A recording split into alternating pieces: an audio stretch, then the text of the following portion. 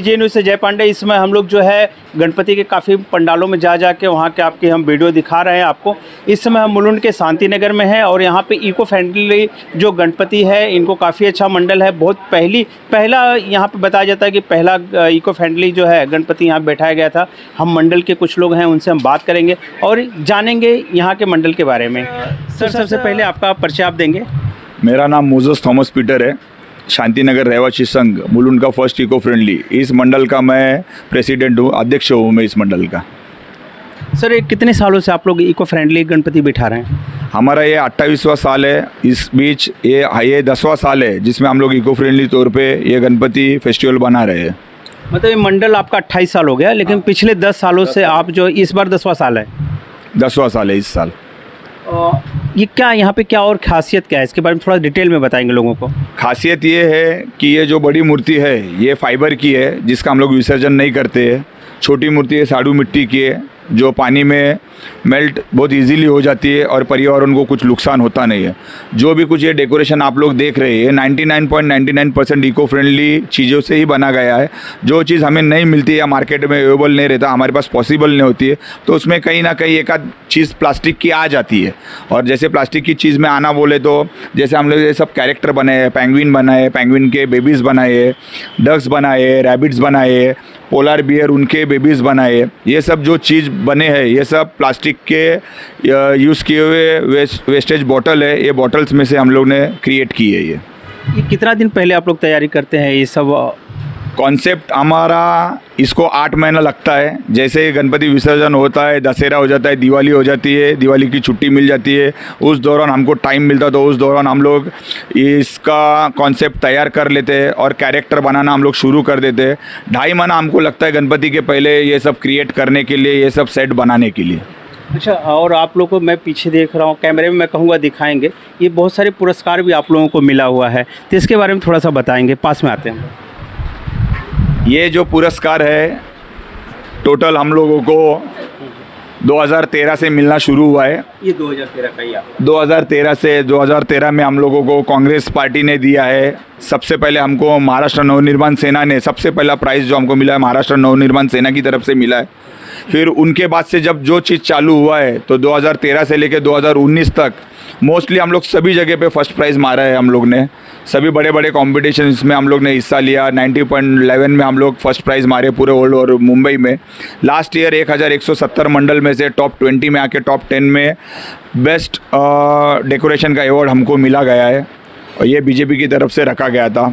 और आने वाले समय में भी हम भरोसा करते हैं कि इको फ्रेंडली तौर पे नहीं बाकी हर तौर पे हम लोग ये कंपटीशन में हिस्सा लेंगे और जो भी रिज़ल्ट रहेगा हमको वो मान्य है। इस बार में जो आपका स्पेशल इस बार क्या है ऐसा कि आप लोग विन करके आएंगे? ऐसी कुछ थोड़ा आगे यहाँ मूर्ति में बताएंगे आप, ऐसा क्या इस बार खास रखा गया है? इस बार खास ऐसा है कि इस बार हम लोगों ने आइसलैंड बनाया है। आइसलैंड यानी बर्फ़ की वो जगह है जहाँ पे बर्फीला मौसम होता है, बर्फीले जानवर होते हैं, जहाँ पे एकदम ठंड सा मौसम होता है, ठंड सा वातावरण होता है। लेकिन ये जो चीज़ है, ये जो आज खूबसूरती हम लोग देख रहे हैं, हो सकता है आने वाले कुछ सालों में ये विलुप्त हो जाएंगे। ये जानवर, ये पशु पक्षी विलुप्त हो जाएंगे। अगर इनको हमको बचाना है तो ग्लोबल वार्मिंग जो अब बड़ी मुसीबत है इस देश और इस दुनिया के लिए, इससे हमें बचना है तो पर्यावरण का हमको ख्याल रखना पड़ेगा। मैं देख रहा हूँ कि आपने जैसे जानवर आप बता रहे हैं, जानवर का जिक्र कर रहे हैं, तो इसमें आप स्पष्ट बताएंगे कौन से जानवर हैं, कौन से और भी जानवर हैं? पीछे भी मैं देख रहा हूँ कुछ।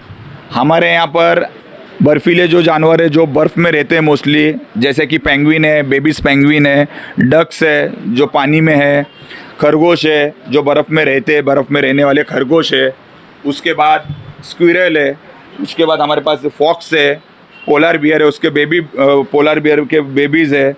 ये सब जानवरों का हम लोग ने इसमें इस्तेमाल किया है। पीछे भी है, पीछे फॉक्स है।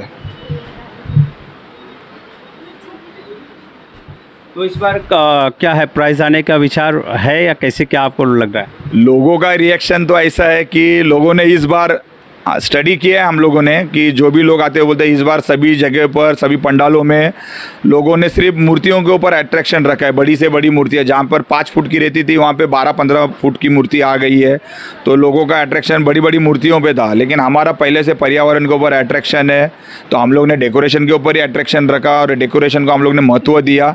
और जहाँ तक हमको सुनने में आया है कि पूरे मुलुंड में मुझे लगता है कि यही एक मंडल जो रह गया है और कुछ गिने चुने मंडल है जो पहले से करते हैं, उन्होंने सिर्फ डेकोरेशन किया है, बाकी सभी लोगों ने सिर्फ मूर्ति के ऊपर ध्यान रखा है।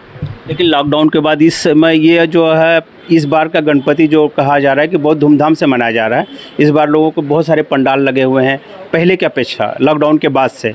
तो इस बार जो है लोग बड़ी बड़ी, जैसे आपने कहा, बड़ी बड़ी मूर्तियाँ आई हुई हैं, बहुत पहले से बड़ी मूर्तियाँ आई हुई हैं, तो वो मूर्तियों की वजह से पर्यावरण पे क्या असर पड़ रहा है और इसकी वजह से क्या, ये दोनों के कंपेयर में बताएंगे?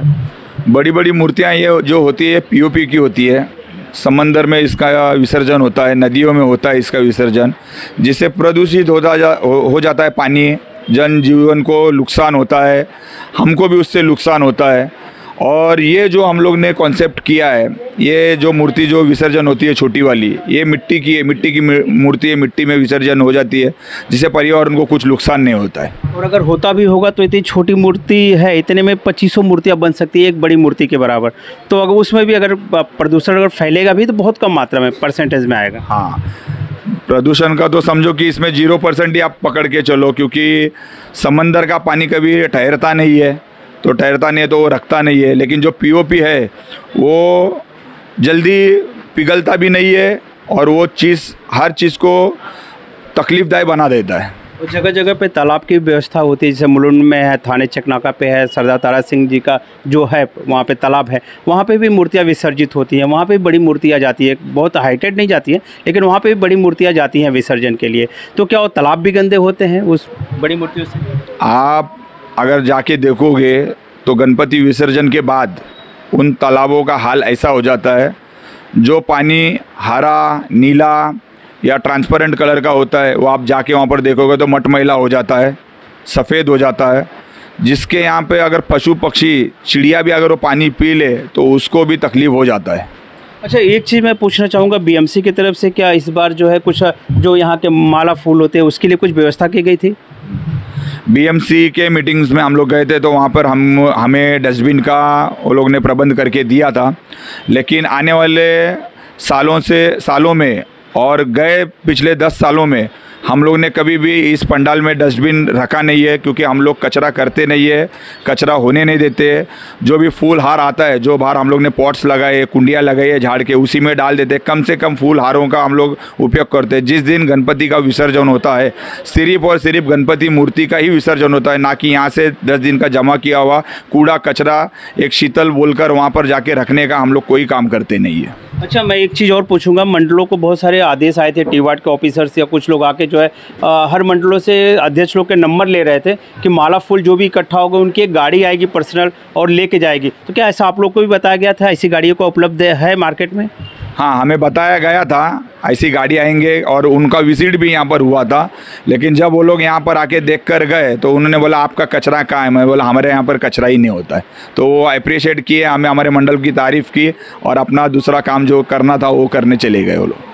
जैसे कि अभी यहाँ के अध्यक्ष से हमने बात की और काफ़ी अच्छा लगा हमें सुन के कि यहाँ पे कचरा, जो कि एक बहुत बड़ी समस्या होती है कचड़े की, जो कि यहाँ पे कचड़ा नहीं होता है और यूके फ्रेंडली है और 10 साल से ऐसी मूर्तियाँ बैठा रहे हैं। और इनकी जो है विसर्जन करने वाली मूर्ति जो है ये होती है, प्राण प्रतिष्ठा की जाती है, इसकी पूजा की जाती है। ये डेकोरेशन के हिसाब से एक सुंदरता मंडप के शोभा के लिए एक मूर्ति का काम आता है। फिर नेक्स्ट ईयर इस मूर्ति को सेम यही मूर्ति रखते हैं या फिर अलग अलग मूर्ति रखते हैं? सेम एक मूर्ति ये आप रखते हैं, बाकी ये मूर्ति चेंज होती होगी आपकी? ये मूर्ति जो साड़ू मिट्टी के इसका विसर्जन होता है वो जो मूर्ति है उसका विसर्जन नहीं होता है, उसको हम लोग स्टोरेज करके रख देते हैं। फिर जिस तरह से हमारे पास डेकोरेशन का ऑप्शन होता है, जिस तरह से हम लोग डेकोरेशन करना चाहते हैं उस तरफ से हम लोग एक कलर का इसका इस्तेमाल करके चेंजेस कर लेते हैं। लास्ट में आप क्या कहना चाहेंगे बाकी मंडलों को? मैं सभी मंडलों को यही कहना चाहूँगा, बड़े से बड़े अगर मूर्ति आप रखते हो तो ठीक है, लेकिन हो सका शुरुआत कर दो। कम से कम छोटी मूर्ति तो आप साड़ू मिट्टी के रख दे, हो सका उतना पीओपी, हो सका तो उतना थर्माकोल, हो सका उतना प्लास्टिक का आप उपयोग ना करें। कम से कम बहुत सारे ऑप्शन है, आप चाहो तो यूट्यूब में भी जाके देख सकते हो, गूगल में भी जाके देख सकते हो। बहुत सारे ऐसे चीज़ है कि अपने पास ऑप्शन है पर्यावरण को बचाने के लिए, अपने डेकोरेशन को अच्छा दिखाने के लिए। और जो पीओपी, थर्माकोल और प्लास्टिक जो नहीं कर सकता है, उससे भी अच्छे से अच्छा हम लोग डेकोरेशन कर सकते हैं। एक स्लोगन है, वो स्लोगन हम लोग बोलना चाहते हैं। क्या स्लोगन है आपके मंडल का? एक पाऊल कशासाठी, पर्यावरण वाचवण्यासाठी, हा उद्देश कोणाचा? शांतीनगर रहिवासी संघाचा। गणपति बाप्पा मोरया, मंगल मूर्ति मोरया, वीर मामा की जय। जैसे गणपति बप्पा मोरिया के साथ में जो है मंडल जो है काफ़ी उत्साहित है और इस बार भी ये लोग जो है अवार्ड जीतने के मूड में है। और हमें भी लगता है काफ़ी मंडलों के देखने के बाद कि इस बार भी जो फर्स्ट प्राइज़ इन लोगों के ही हाथ में आएगी। और गणपति बप्पा मोरिया।